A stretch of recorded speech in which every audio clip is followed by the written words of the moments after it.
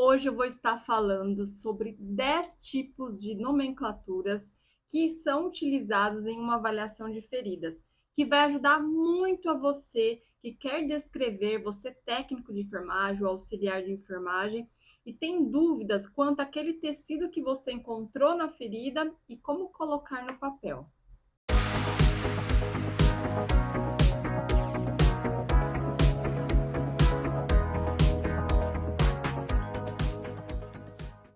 Olá, eu me chamo Elisandra Caires, sou enfermeira estomaterapeuta e, como eu disse, hoje eu vou estar falando sobre 10 tipos de nomenclaturas. Aqueles nomes meio complicados que dá uma confundida na hora de você anotar. Então, você técnico de enfermagem, você profissional da saúde que tem alguma dúvida, fica ligadinho nesse vídeo. E vamos dar início. Na medida do possível, eu vou colocando imagens para vocês. Então, de uma lesão. E aí a gente vai iniciando pelo leito da lesão, pelas bordas, tecidos adjacentes, o que a gente encontra, algumas técnicas que o enfermeiro realiza, tá ok? Então vamos ao primeiro, tecido de granulação. O que seria tecido de granulação? Quando eu olho uma ferida e eu vejo aquele tecido vermelhinho, mas vermelho vivo, aquele tecido sim é um tecido de granulação. Pode ser que eu encontre um outro tecido com um vermelho mais opaco, um rosadinho. Só que esse tecido, ele precisa ser trabalhado para ele melhorar essa coloração e assim a gente chegar na cicatrização. Então, toda vez que vocês ouvirem tecido de granulação ou que vocês se depararem com a ferida que tenha esse tecido vermelhinho, pode escrever aí na anotação de vocês tecido de granulação. E agora a segunda nomenclatura, tecido de hipergranulação. Então, se a gente sabe que o tecido de granulação é o vermelhinho, hipergranulação é que tem alguma coisa a mais. É quando você observa aquele tecido de granulação vermelhinho e ele tem uns pontinhos mais altos. Isso não é um tecido bom. É um sinal que algo vai indo ruim. Pode até ser um sinal de biofilme, que é a união dos micro-organismos, quando eles se tornam uma família, ali tentando ao máximo não deixar aquela ferida cicatrizar. Se você quer saber mais sobre o biofilme, eu tenho um vídeo que explica certinho, vou deixar aqui o link. Terceira nomenclatura, esfacelo. Quantos profissionais ainda utilizam o termo fibrina? Está errado. Existe fibrina assim lá no processo, na cascata de coagulação, só que o que a gente consegue ver ao olhar a ferida, que é aquele tecido branquinho, é o esfacelo. E o esfacelo é um tecido morto, então é uma necrose. Quando fala em esfacelo, já pense que tem tecido morto e precisa ser removido. E quarta nomenclatura, necrose de coagulação. Quando você vê aquela ferida com tecido preto, que também é conhecida como escara, aquilo é uma necrose de coagulação, tecido morto. Assim como a gente falou do tecido morto do esfacelo, a gente também pode comparar a necrose de coagulação como um tecido morto. É uma necrose, então tudo que é marrom, preto, ele é um tom mais escuro, é uma necrose de coagulação. Precisa ser feito desbridamento? Sim. Quem faz desbridamento? O enfermeiro que esteja apto a fazer.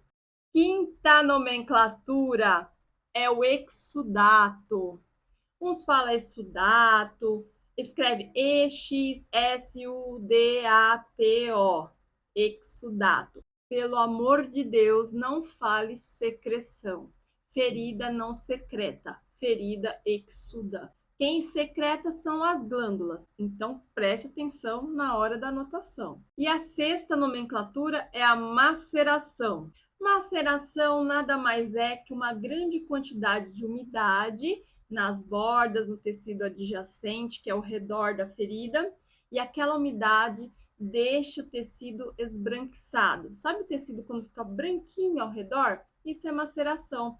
O pessoal fala, a ferida está macerada. Por quê? Tem muita umidade. Aí tem que fazer uma proteção ao redor da ferida, pode ser com creme barreira, pode ser com spray barreira, para formar uma película em cima da pele e evitar a maceração.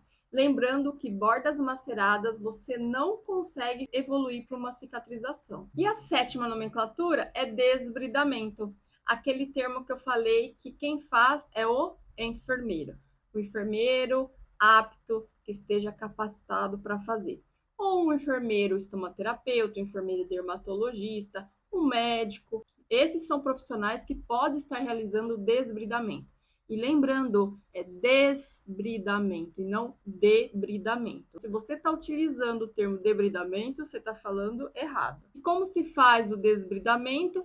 O profissional vai estar utilizando ou lâmina de bisturi, tesoura, pode ser realizado no centro cirúrgico pelo médico, porque é um procedimento mais invasivo.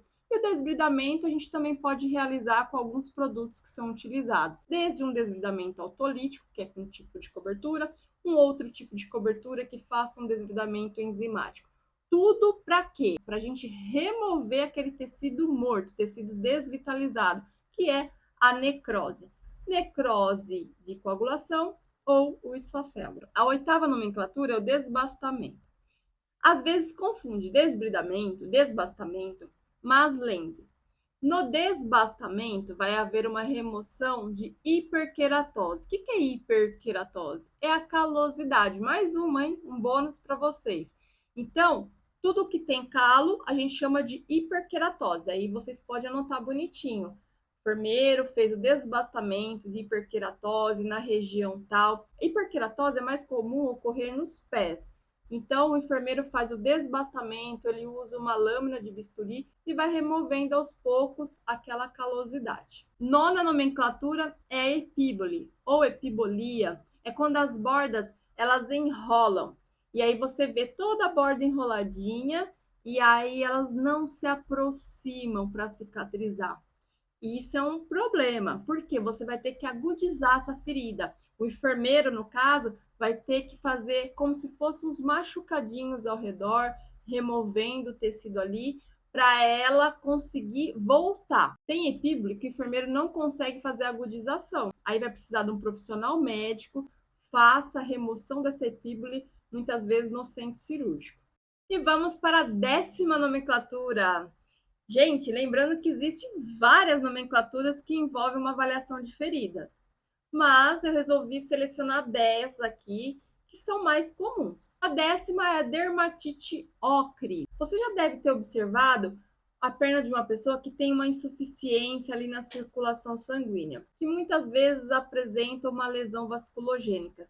E a perna encontra-se escurecida, em algumas regiões mais escura que a outra. Isso é uma dermatite ocre, é bem característico de quem tem insuficiência venosa, às vezes insuficiência arterial ou até mesmo mista. Então, quando você vê aquele tecido escurecido, a pele até está íntegra, mas tem um escurecimento, é a dermatite ocre. Isso pode acontecer devido ao acúmulo de sangue no terceiro espaço.